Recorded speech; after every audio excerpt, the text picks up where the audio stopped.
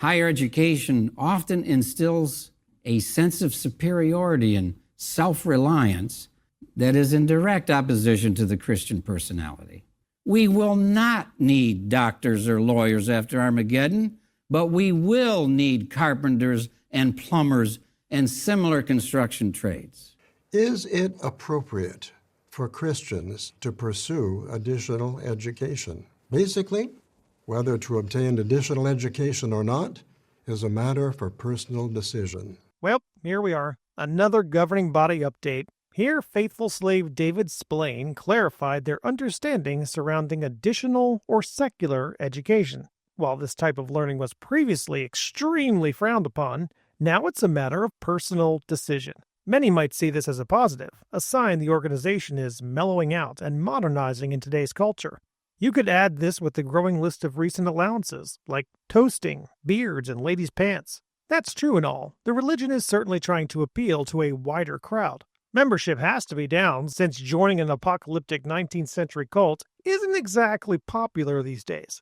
However, this education announcement, don't be fooled, friends. This is not Jehovah's Witnesses giving a glowing approval of higher or additional education. This announcement is nothing more than optics, giving the illusion the religion supports advanced schooling, but truthfully is using it as a tool to identify the spiritually weak. There's a few things that need addressing. Spleen says people should analyze their motives. Why get an advanced degree? Well, for most people, they use college as an investment. You pay for the education, suspecting you'll be making a much higher salary down the road. But money? No, you can't climb the corporate ladder. You can't desire money at all. Money isn't evil. It's the love of money that's the root of all evil.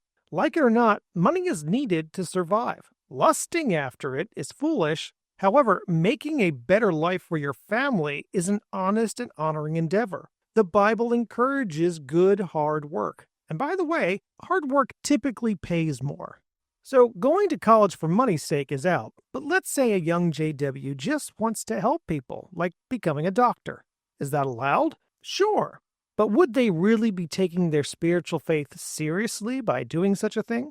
Being a doctor is expensive, extremely time-consuming, and you'd probably have to move away from your parents. Shudder to think. So that's only for bad witnesses.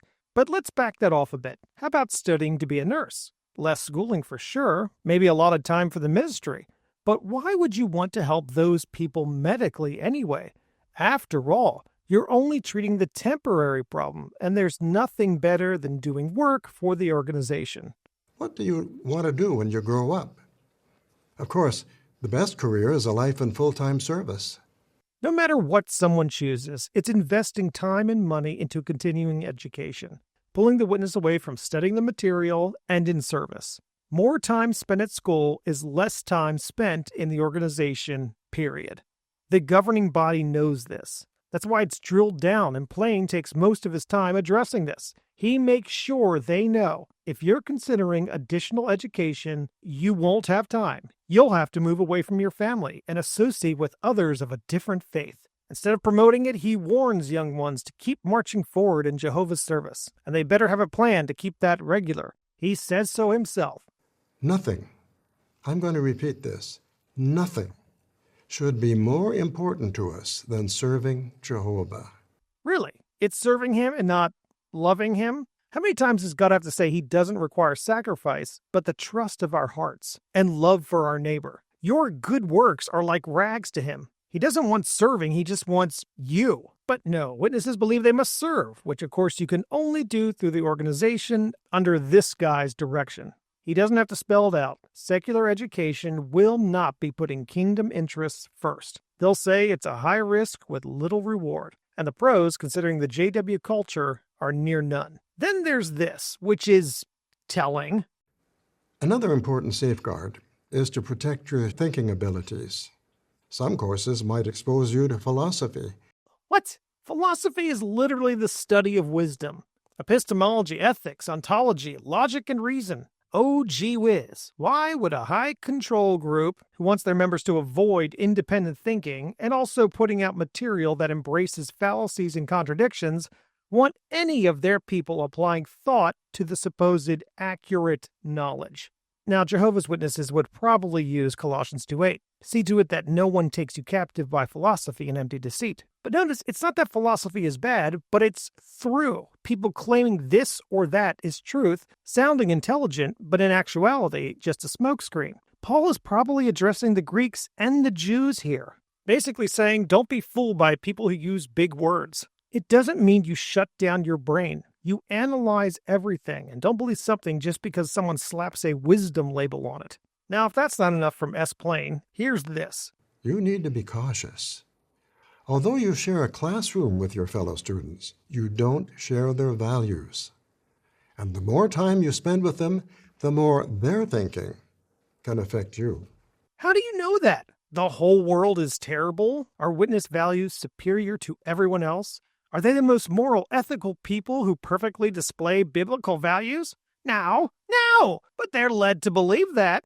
This is just reinforcing the us versus them cult tactic. The stench of their indoctrination lingers on every word of this update. Look, I could go on, but I'll stand by what I said. This announcement isn't the governing body allowing more freedom. They're throwing out a dog toy and telling their members to stay. Only the good ones will obey and refuse the bait. Some will jump on it, finding loopholes, but many will refuse and think they have choice. Now, will this announcement cause people to leave? Maybe, but it's certainly the most impactful in recent years.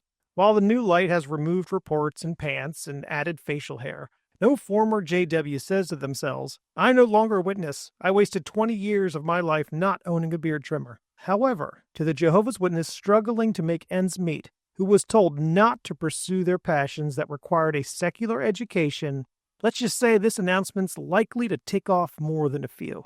Honestly, only time will tell. But the Bible has always encouraged growing in knowledge. The heart of the discerning acquires knowledge, for the ears of the wise seek it out.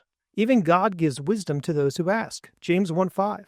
The Bible is designed for those to study and test its authenticity, using many areas of study. There's nothing wrong with education, but Scripture would say there's only one thing you need to know and accept to be saved, and that's surrounding the person and work of Christ. I'm not here to promote or warn against additional or higher education, but I will say no false leader wants an educated populace and will discourage and disallow knowledge they can't control.